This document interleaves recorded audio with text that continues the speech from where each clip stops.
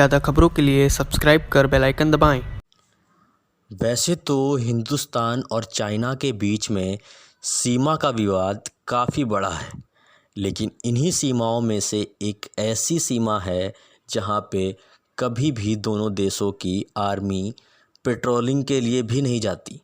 ऐसा मानना है कि उस पास पर और उस बॉर्डर पर एलियंस अपनी नज़र रखते हैं। दरअसल में भारत चीन सीमा पर करीब 16,970 फीट की ऊंचाई पर एक ऐसी जगह मौजूद है जिसे यूएफओ का बेस कहा जाता है, कोंकाला पास। कोंकाला पास के बारे में माना जाता है कि यहाँ एलियंस आते जाते रहते हैं। फिलहाल लगभग ये क्षेत्र निर्जन है, यानी कि यहाँ पे कुछ नहीं उगता।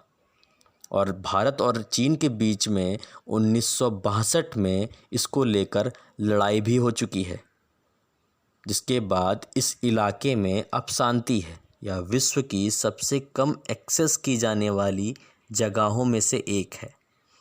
चीन के अनुसार यह जगह अक्साई चीन का हिस्सा है, जबकि भारत के अनुसार यह लद्दाख का हिस्सा है। हालांकि दोनों देशों के समझौतों के मुताबिक कोई भी सेना यहाँ पेट्रोलिंग नहीं करती। यहाँ के आसपास रहने वाले लोगों का दावा है कि कई बार यहाँ अजीबोगरीब चीज़ों और घटनाओं को देखा गया है। स्थानीय लोग मानते हैं कि यहाँ यूएफओ आते जाते रहते हैं और यहाँ पर उनका बेस भी मौजूद है। कई लोगों का तो ये दावा है कि उन्होंने अक्सर अजीबे लाइटें जलती हुई देखी हैं। कई लोगों ने तो दावा किया है कि उन्होंने यहाँ पर यूएफओ देखा है। उनका ये भी मानना है कि ये बातें पुलिस और आर्मी को भी पता है। कहा जाता है कि 2004 में वैज्ञानिकों की एक टीम ने रिसर्च का एक बड़ा कार्यक्रम शुरू किया।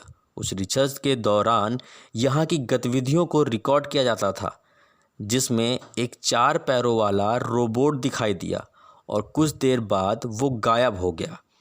हालांकि इसके बारे में कोई आधिकारिक पुष्टि अभी तक नहीं हुई है।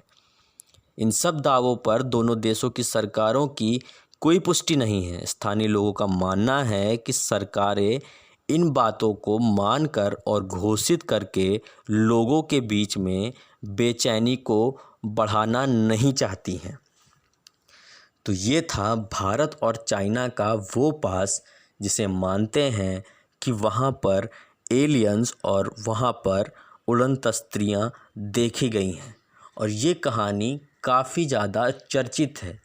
वैसे तो कई लोग यूएफओ और एलियंस को नहीं मानते, लेकिन हाल ही के दिनों में अमेरिका के द्वारा ऐसी वीडियोस भी बाहर दी गई, मीडिया में दी गई, कि उसमें साफ नज़र आ रहा था कि एक यूएफओ उड़ता हुआ दिखाई दिया।